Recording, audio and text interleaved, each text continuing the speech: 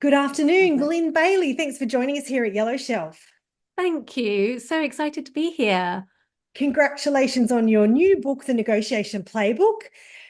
What do we need to know? Tell us all about this fabulous new book that will definitely find its audience. Yeah, well, for Yellow Shelf, I would say if this book is anything, it's more about who you become as much as it is about mastering negotiation. So it's called the Negotiation Playbook, but one of the core reasons I wrote it was because the realization that negotiation plays out in every area of our lives. So whether that's with your children, with your partner, with your family, with your friends, at work for a salary increase or a promotion, with customers or clients in terms of buying or selling goods, legal contracts, divorce negotiations. Oh my God, like there's so hostage Yeah. negotiations, God forbid. There are so many applications of negotiation. And if you were to summarize it in one sentence to say, well, what is a negotiation? It's essentially a conversation between two parties where we're focused on reaching an agreement. And we focus on trying to reach agreement with different parties every single day, multiple times a day. And the realization that we often put negotiation into a contextual box around buying, selling, hostage, big Yeah. corporate deals. And it's just so not that. And what I learned through my own training many, many years ago, so nearly 2 decades in from being formally trained in negotiation skills, applying it in my corporate career, but then also starting my own business outside of corporate, and then relationship changes. I'm like, oh my God, negotiation is a skill that allows me to better influence people. It allows me to better persuade, but not feel like I'm overtly persuading people.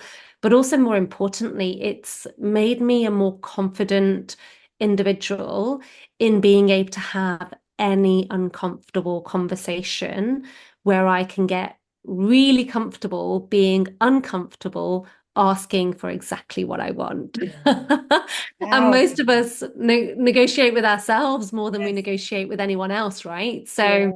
if you can get over your own sort of inner negotiation, pesky voice, I call it, then the power of knowing how to apply negotiation in a structured but easy way becomes really, really powerful. Yeah, absolutely. And tell us, Glyn, what do we need to know about you? You mentioned, corporate background. I know you've got previous books. So what do we need to know? What inspired you to write this particular book as well? Yeah, so my journey started in corporate. I spent my entire career in finance. I was a qualified management accountant, so I was working in commercial finance, working with businesses buying and selling goods, predominantly to the UK retailers, so food and beverage goods. And then I moved to Australia and was doing the same here.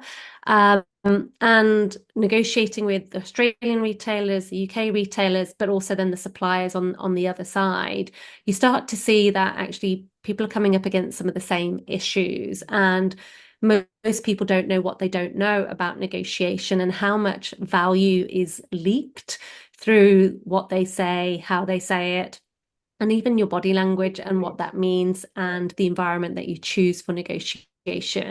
So the context for this particular book was how can I give more people access to negotiation skills that typically only corporates pay the big bucks to spend, 4 days in a room doing immersive training on, but how can I level the playing field so everyone has access into understanding how to get better at the foundations of negotiations to earn more money and to ultimately create more freedom in their life. Because if you get comfortable with asking for what you want, you're more likely to then lean into the possibility of asking for more, being bolder in your choices and your decisions. So it very much became about how can I help people get what they want, but more importantly, how can I help them become more of who they want to be, which is a very confident, comfortable person being able to engage in any tricky situation. Yeah, makes a lot of sense. But daunting when you don't know what you don't know, isn't that Well, right? yeah, and I think that's a challenge. Most of us don't know what we don't know. And then when you've had it, it's like someone's it's a dark room and it's all a bit murky and you've got some dim light and then someone puts this spotlight and you can actually now see what's in the room. That's what I kind of feel like negotiation when you sort of lift the lid on it. Yeah. It's very principles based Yeah. and it's very much communication based in terms of, how do you exchange value for you, but also for the other party. And it actually doesn't need to be scary. And I don't want it to be scary. Yeah. Most people have had a perception of negotiation being manipulative, controlling, power-based. And Yeah. yes, all of those, sort of connotations Yeah. exist. But the more you can create clarity for Yep. people, it allows you to one, protect yourself from any unscrupulous negotiator. Yes. When you're buying or selling a house or a car Yeah. or anywhere else you're Yeah. interacting, trying to sell your business or buy a business, like this will show you how to protect yourself from someone who knows how to negotiate and maybe you are inexperienced. But it also shows you how to see the world differently because when you start listening differently and hearing what's been said differently because you're looking for the meaning behind the words, Yes. a lot opens up. And it's hard to explain until you start you're reading it Yeah. and seeing it and go, oh, like I would never have picked that up until someone said, hey, whenever you're hearing someone say, I'm looking for a roundabout, Yes. language like that, it's loose language. Yeah. It means they're movable in their positions, Yeah. and often people use loose language when they're uncomfortable. So when Yeah. you start knowing the little patterns of what people Yeah. give away, you start thinking, oh, okay, what Yeah. does that mean? How can I use that to either protect myself or ask for more where Yes. appropriate, or see where the opportunity Yeah. lies for you to get more? Yeah. And Glyn, just finally, tell us about you've got another couple of books, previous books. Do you want to just mention them as well? Yeah, very, very two very different books. So one's called Unstoppable Woman, and it's for women who want to take the journey from their head to their heart. So for anyone that's left the corporate world Yes. and is making it out in their own way, this is really a book about self-leadership and the trials and tribulations of finding yourself, but then finding a way forward through the challenges in life. Yes. And then the first book was actually very different. It was a healing after heartbreak, and it's a Oh, poetry book, but it's also filled with healing exercises. So the idea being it will take you from any heartbreak to yeah. your heart song within a 7-week period, if you follow the exercises.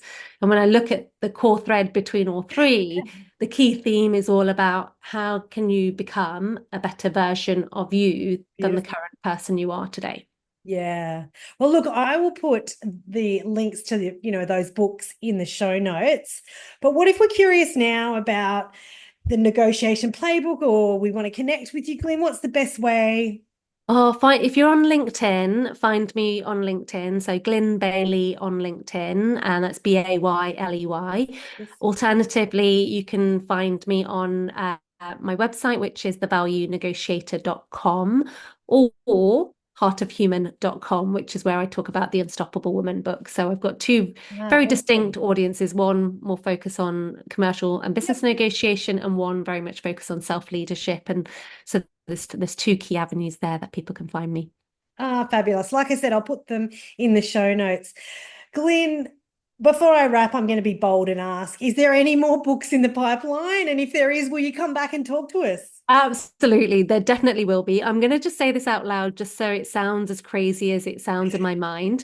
But I've got this crazy ambition. I want to write a book of such good quality that Oprah puts it on her book club Oh, and you then wants heard to it here interview me first. for I it. So love I'm that. like, look, if I just put this out to the universe and keep writing Yes. better and better books with more potent messages as I Yeah. as I continue to grow, that would be my ultimate dream. So yes, I'll definitely come I back. love that. And look, I will 100% support that journey, Glenn. Thank you so That'd much be for amazing. joining us here today. Thanks, Joe. Thank you. Cheers.